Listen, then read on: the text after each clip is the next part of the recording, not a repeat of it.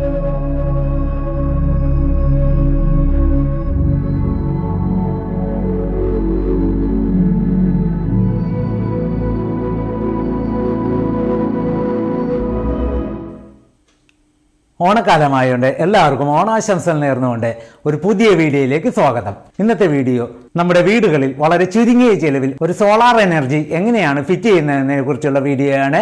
എല്ലാവരും അവസാനം വരെ കാണുക. നിങ്ങൾക്ക് ഇലക്ട്രിക്കൽ വർക്കിലോ ഇലക്ട്രോണിക്സ് വർക്കിലോ അടിസ്ഥാന പരിചയമുണ്ടെങ്കിൽ നിങ്ങൾക്കും നിങ്ങളുടെ വീടുകളിൽ ഒരു സോളാർ പാനൽ വെച്ച് KCBയുടെ കറണ്ട് ബില്ല് ഗണ്യമായി കുറക്കാൻ സാധിക്കുന്നതാണ്. സാധാരണ സോളാർ സിസ്റ്റം ചെയ്യുന്നത് രണ്ട് രീതിയിലാണ്. ഒന്ന് ഓൺ ഗ്രിഡ്, രണ്ട് ഓഫ് ഗ്രിഡ്. ആദ്യം ഉണ്ടായിരുന്നത് ഓഫ് ഗ്രിഡ് ആയിരുന്നു. ഓഫ് ഗ്രിഡിൽ ചെയ്തിരുന്നത് 8ഉം 10ഉം ബാറ്ററികൾ ഉപയോഗിച്ചിട്ടാണ് നമ്മളിത് വർക്ക് ചെയ്തിരുന്നത്. പക്ഷേ ഈ 8ഉം 10ഉം ബാറ്ററികളൊക്കെ ഉപയോഗിക്കുമ്പോൾ ഒത്തിരി പൈസ നമുക്ക് ചിലവാകും. ഇത് ഫിറ്റ് ചെയ്യാനും ഒത്തിരി സ്ഥലവും സൗകര്യങ്ങളും വേണ്ടി വരുന്നു.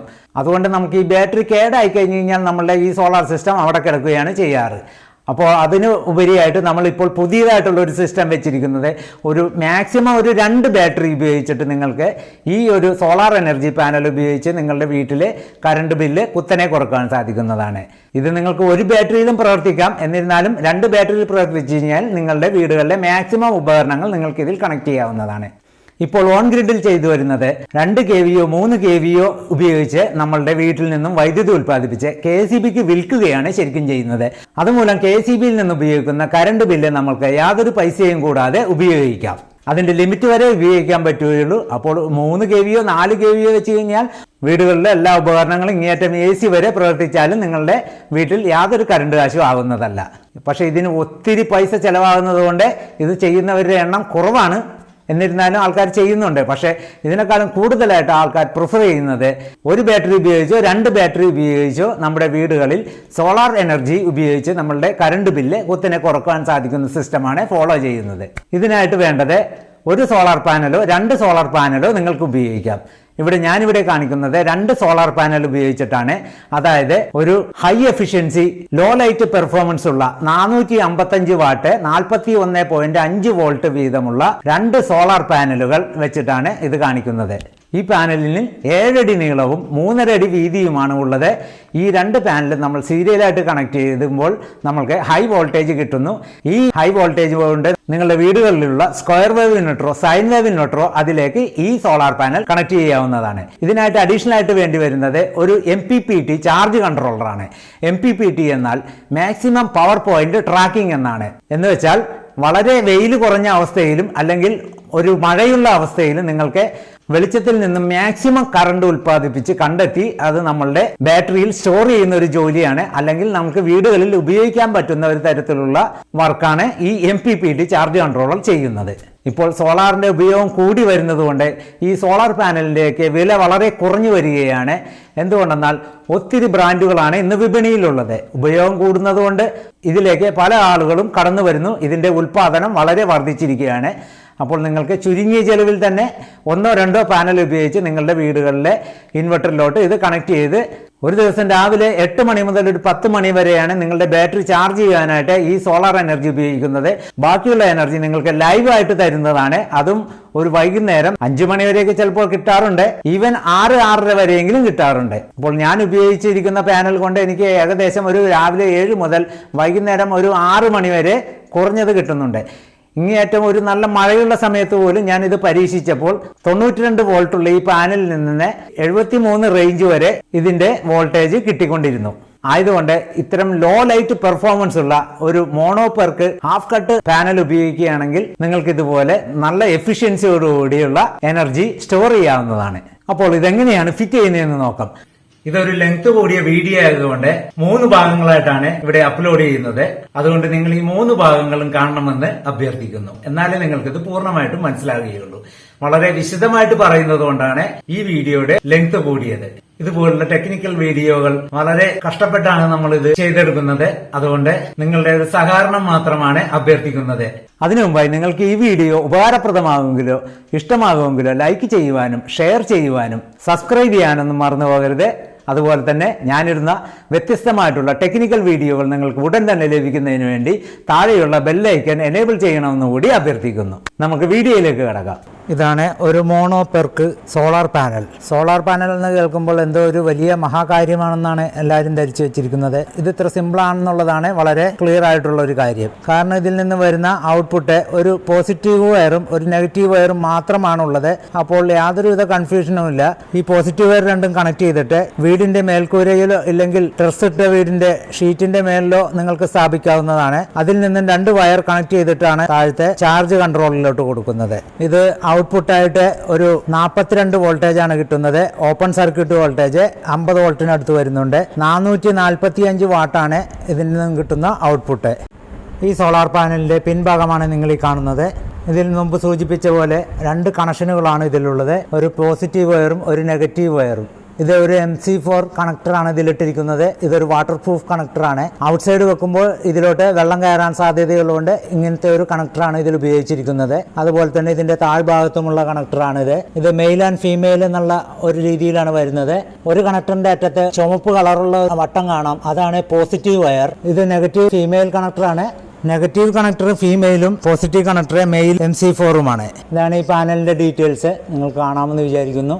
അതിൻ്റെ വാട്ട്സ് എഴുതിയിരിക്കുന്നത് 455 അതുപോലെ തന്നെ ഓപ്പൺ സർക്യൂട്ട് വോൾട്ട് 49.85 അതിൻ്റെ യഥാർത്ഥ വോൾട്ട് കാണിച്ചിരിക്കുന്നത് 41.82 അതിൻ്റെ കറണ്ട് കാണിച്ചിരിക്കുന്നത് 10.38 ഇത് JA സോളാർ എന്ന് പറഞ്ഞിട്ടുള്ള കമ്പനിയുടേതാണ്. ഇതാണ് സോളാർ പാനൽ കണക്ട് ചെയ്യാനുള്ള ചാർജിങ് കൺട്രോൾ. ഇതൊരു MPPT ചാർജിങ് കൺട്രോളാണ്. ഇത് ഓട്ടോമാറ്റിക്കായിട്ട് പ്രവർത്തിക്കുന്ന ഒരു 40 ആംപിയറിൻ്റെ ചാർജ് കൺട്രോളാണ്.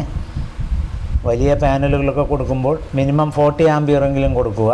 സിംഗിൾ പാനലാണെങ്കിൽ 20 ആംപിയർ മുതൽ 30 ആംപിയർ വരെ കൊടുക്കുക. അതിൻ്റെ റേറ്റിംഗ് അനുസരിച്ച് കൊടുക്കുക. നമ്മളിവിടെ കാണിക്കുന്ന പാനൽ 455 വാട്ടുള്ള മോണോപെർക്ക് ഹാഫ് കട്ട് പാനലാണ്. അത് 2 എണ്ണം കണക്ട് ചെയ്തിട്ടാണ് ഇവിടെ കാണിക്കുന്നത്. അതിന് രണ്ടിനും എഫിഷ്യൻസി ആയിട്ടുള്ള ഇതേപോലത്തെ MPPT ചാർജ് കൺട്രോളാണ് വേണ്ടത്.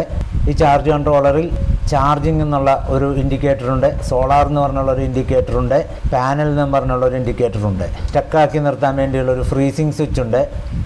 അതിൻ്റെ ഇപ്പുറത്തായി കൺട്രോൾ എന്നും പറഞ്ഞിട്ടുള്ള ഒരു സ്വിച്ച് ഉണ്ട്. കാരണം ഇതിൽ KCBയിൽ നിന്നുള്ള ഫേസ് കൊടുക്കുന്നത് ഈ MPPT ചാർജ് കൺട്രോളിലാണ്. ഇതിൽ നിന്നും പോകുന്ന ഔട്ട് വയർ ഇൻവെർട്ടറിലോട്ട് കൊടുക്കാനുള്ളതാണ്.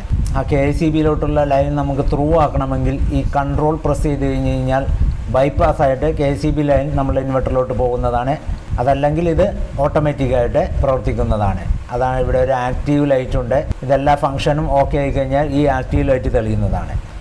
ഇത് ഈ MPPT ചാർജ് കൺട്രോളിൻ്റെ ഓൺ ഓഫ് സ്വിച്ചാണ്. ഇത് ഓഫ് ചെയ്ത ശേഷം മാത്രമേ ഇതിലുള്ള കണക്ഷനുകളെല്ലാം കൊടുക്കാൻ പാടുള്ളൂ. ഇവിടെ ഒരു ഹൈ എഫിഷ്യൻസിയുള്ള കൂളിംഗ് ഫാനും ഫിറ്റ് ചെയ്തിട്ടുണ്ട്. ഇപ്പുറത്തെ ഇതിൻ്റെ എയർ ഹോളുകളൊക്കെ ഉണ്ട്. ഇവിടെ ഇതിൻ്റെ മോഡൽ നമ്പർ എഴുതിയിട്ടുണ്ട്. SD 40 ആംപിയർ എന്നാണ് ഇത് കാണിച്ചിരിക്കുന്നത്. ബാറ്ററി കണക്ട് ചെയ്യാവുന്നത് 12 മുതൽ 48 വോൾട്ട് ബാറ്ററി വരെ കണക്ട് ചെയ്യാം. ബ്രാക്കറ്റിൽ ഓട്ടോ ഡിറ്റക്റ്റ് എന്നും പറഞ്ഞ് കാണിച്ചിട്ടുണ്ട്. ഈ ബാറ്ററി ഏത് ബാറ്ററി വെച്ച് കഴിഞ്ഞ് കഴിഞ്ഞാലും അത് ഡിറ്റക്റ്റ് ചെയ്തിട്ട് ഇല്ലെങ്കിൽ അതിൻ്റെ എത്ര വോൾട്ടാണെന്ന് അറിഞ്ഞിട്ട് ഈ MPPT ചാർജ് കൺട്രോളർ പ്രവർത്തിക്കുന്നതാണ്. മാക്സിമം പാനൽ വോൾട്ട് ഇത് 140 വോൾട്ടാണ് കാണിച്ചിരിക്കുന്നത്. അപ്പോൾ 140 വോൾട്ട് വരെയുള്ള പാനൽ ഇതിൽ കണക്ട് ചെയ്യാവുന്നതാണ്. ഈ MPPT വർക്ക് ചെയ്യുന്നതിനായിട്ട് മിനിമം വോൾട്ട് 50 വേണ്ടി വരും. അപ്പോൾ ഈ 40 ആംപിയറിൻ്റെ MPPT ആയതുകൊണ്ട് മിനിമം വോൾട്ട് കിട്ടുവാൻ വേണ്ടി നമ്മളൊരു 2 പാനലെങ്കിലും കണക്ട് ചെയ്താലാണ് മിനിമം വോൾട്ട് കിട്ടുള്ളൂ. നമ്മളിവിടെ കാണിക്കുന്ന മോണോപെർക്ക് കട്ട് ഹാഫ് കട്ട് പാനൽ അതിൻ്റെ വോൾട്ട് 42 വോൾട്ടാണ് നമ്മൾക്ക് ഔട്ട്പുട്ട് കിട്ടുന്നത്. ഓപ്പൺ സർക്യൂട്ട് വോൾട്ടിൽ അത് 49.5 വോൾട്ട് വരെ കാണിക്കുന്നുണ്ട്. ഇപ്പോൾ ലോഡ് കൊടുക്കുമ്പോൾ 41 വോൾട്ടാണ് കാണിക്കുന്നത്. അതുകൊണ്ട് 2 പാനൽ കണക്ട് ചെയ്യേണ്ടതാണ്. അതുകൊണ്ടാണ് നമ്മളിവിടെ 2 പാനൽ വെച്ച് കാണിക്കുന്നത്. ഇതിന്റെ മാക്സിമം ഔട്ട്പുട്ട് കറണ്ട് 42 ആംപിയർ ആണ്. സൺലൈറ്റിൽ നിന്ന് കിട്ടുന്ന ആംപിയർ പല വിധത്തിലുള്ളതാണ്. നമ്മളുടെ ചൂട് കൂടുന്നതനുസരിച്ചോ അല്ലെങ്കിൽ സൂര്യപ്രകാശം കൂടുന്നതനുസരിച്ച് ആംപിയറും വ്യത്യാസം വരുന്നതാണ്. ഇതിലോട്ട് നമുക്ക് മാക്സിമം നമുക്കിത് കൺട്രോൾ ചെയ്യാവുന്നത് 42 ആംപിയർ ആണ്. ഇനി ഇവിടെ കണക്ട് ചെയ്യുന്ന ടെർമിനലുകൾ കൊടുത്തിട്ടുണ്ട്. അപ്പോൾ അതൊന്ന് നോക്കാം. ഇതിൽ 6 ടെർമിനലുകളാണ് വന്നത്. 1 2 3 4 5 6. ഇവിടെ ആദ്യം കാണുന്നത് കൺട്രോൾ എന്നും പറഞ്ഞുള്ള 2 ടെർമിനലാണ്. ഇത് KCBയിൽ നിന്നുള്ള ഇൻ ഫേസ് കൊടുക്കുവാനും ഇതിൽ നിന്ന് വരുന്ന ഔട്ട് ഫേസ് എടുത്ത് ഇൻവെർട്ടറിലോട്ട് കൊടുക്കാനുള്ളതാണ്. അടുത്തായിട്ട് വരുന്നത് ബാറ്ററിയുടെ കണക്ഷനാണ്. ബാറ്ററിയിൽ നിന്ന് വരുന്ന പോസിറ്റീവ് ലൈൻ ഈ പ്ലസ് എന്നുള്ളതിലും നെഗറ്റീവ് ലൈൻ മൈനസ് എന്ന് പറയുന്ന ഈ ടെർമിനലും കണക്ട് ചെയ്യുക. ഇതേപോലെ തന്നെയാണ് പാനലിൽ നിന്നും വരുന്ന കഴിഞ്ഞാൽ നെഗറ്റീവ് പോയിന്റുള്ള ലൈൻ ഈ ടെർമിനലിലും പോസിറ്റീവ് പോയിന്റുള്ള ലൈൻ ഈ ടെർമിനലിലും കണക്ട് ചെയ്യുക. ഇവിടെ അടുത്തായിട്ട് വേറൊരു ഇൻഡിക്കേറ്ററും കൂടി ഉണ്ട്. പാനൽ റിവേഴ്സ് എന്നും പറഞ്ഞാൽ കാണിക്കുന്നത്. പാനലിൽ നിന്ന് കൊടുത്തിരിക്കുന്ന ലൈൻ റിവേഴ്സ് ആയി കഴിഞ്ഞ് കഴിഞ്ഞാൽ നമുക്ക് ഈ ഇൻഡിക്കേറ്റർ ഇവിടെ തെളിയുന്നതാണ്. പാനലിലോട്ട് കണക്ട് ചെയ്യാനുള്ള രണ്ട് കണക്ടറാണ് MPPTയിൽ നിന്നും വരുന്ന പോസിറ്റീവ് വയറും നെഗറ്റീവ് വയറും. ഇതിൽ കണക്ട് ചെയ്തിട്ട് പാനലിലോട്ട് ഇത് ഇൻസേർട്ട് ചെയ്യുക. ഇത് മെയിൽ ആൻഡ് ഫീമെയിൽ ആണ്. ഇതേപോലെ തന്നെ പാനലിലുമുണ്ട് മെയിൽ ആൻഡ് ഫീമെയിൽ. അത് പോസിറ്റീവ് നെഗറ്റീവ് മാറിപ്പോകാതെ തന്നെ കണക്ട് ചെയ്യണം. പോസിറ്റീവിന് ഒരു റെഡ് മാർക്കുള്ള റിംഗ് ഉണ്ട്. നിങ്ങൾക്കിവിടെ ഈ റെഡ് മാർക്ക് കാണാമെന്ന് വിചാരിക്കുന്നു. ഈ റെഡ് മാർക്കുള്ള റിംഗ് ആണ് പോസിറ്റീവ് വയർ. ഇത് മെയിൽ പിന്നാണ്. ഇത് നെഗറ്റീവ് വയർ കണക്ട് ചെയ്യാനുള്ള പിന്നാണ്. ഇത് പോസിറ്റീവ് ആണ്. ഇത് നെഗറ്റീവ് വയർ കണക്ട് ചെയ്യാനുള്ള ഫീമെയിൽ സോക്കറ്റാണ്. ഇത് ഇതേപോലെ ഇതിൻ്റെ ഉള്ളിലോട്ട് ഇങ്ങനെ ഇൻസേർട്ട് ചെയ്ത് വെക്കാം. ഈ ലോക്ക് ഇട്ട് കഴിഞ്ഞ് കഴിഞ്ഞാൽ പക്ക ടൈറ്റുമാണ്. ഇത് വാട്ടർ പ്രൂഫ് ആയതുകൊണ്ട് ഇതിൽ വെള്ളവും കയറില്ല. ഇനി നമുക്ക് ഇതിലോട്ട് വയറുകൾ എങ്ങനെ കണക്ട് ചെയ്യാൻ നോക്കാം. ഇതിൻ്റെ ഈ പിൻഭാഗത്ത് അഴിച്ചു കഴിഞ്ഞ് കഴിഞ്ഞാൽ ഇവിടെ ഒരു കണക്ടറും കാണാം. ഇവിടെ വെള്ളം കയറാതിരിക്കാനുള്ള വാഷറും ടൈറ്റ് ചെയ്യാനുള്ള ചെറിയ കട്ടിങ്ങുള്ള വാഷറും കാണാം. ഇത് ഫീമെയിൽ കണക്ടർ ആയതുകൊണ്ട് ഇതൊരു ട്യൂബ് പോലെയാണ് ഇരിക്കുന്നത്. ഇതിൻ്റെ ഉള്ളിലോട്ടാണ് ഈ മെയിൽ പിന്നിൻ്റെ ഒരു പിൻ ഇതിലോട്ട് ഇൻസേർട്ട് ആവുന്നത്. ഇതഴിച്ചപ്പോൾ കാണാം ഇതൊരു മെയിൽ പിന്നാണ്. ഇതിലാണ് നമ്മൾ വയർ കണക്ട് ചെയ്യേണ്ടത്. ഇത് ഇൻസേർട്ട് ചെയ്യുമ്പോൾ ഇതിൻ്റെ ഉള്ളിലോട്ടാണ് ഇങ്ങനെ കയറി പോകുന്നത്. അത് ഇത്രയും കയറി ടൈറ്റായിട്ടിരിക്കും. ഈ കാണുന്നതാണ് നമ്മളുടെ പാനലിലോട്ട് കണക്ട് ചെയ്യാനുള്ള വയറുകൾ. ഇത് 10 സ്ക്വയർ mm വയറാണ്. ഇത് കറുപ്പും ചുവപ്പുമായിട്ട് എടുത്തിരിക്കുന്നത്. പോസിറ്റീവ് നെഗറ്റീവ് മാറിപ്പോകാതിരിക്കാൻ കളർ തന്നെ എടുക്കുന്നത്. 485 വാട്ടുള്ള രണ്ട് പാനലിലോട്ട് കണക്ട് ചെയ്യാൻ വേണ്ടിയാണ് നമ്മളിവിടെ 10 സ്ക്വയർ mm വയർ എടുത്തിരിക്കുന്നത്. ഒരു 10 മീറ്റർ ഉള്ളൂ എന്നുണ്ടെങ്കിൽ നിങ്ങൾക്ക് 6 സ്ക്വയർ mm വയർ ഉപയോഗിക്കാവുന്നതാണ്. അതും ഒരു സിംഗിൾ പാനലേ കണക്ട് ചെയ്യാൻ പാടുള്ളൂ. ഇനി ഇതിലും വണ്ണം കൂടിയ വയറുകളുണ്ട്. 16 സ്ക്വയർ mm ഉണ്ട്, 32 സ്ക്വയർ mm ഉണ്ട്. ഇപ്പോൾ നമ്മളുടെ പാനലിൻ്റെ എണ്ണവും നീളവും കൂടുന്നതനുസരിച്ച് ഇതിൻ്റെ വണ്ണം കൂട്ടി വെക്കാവുന്നതാണ്.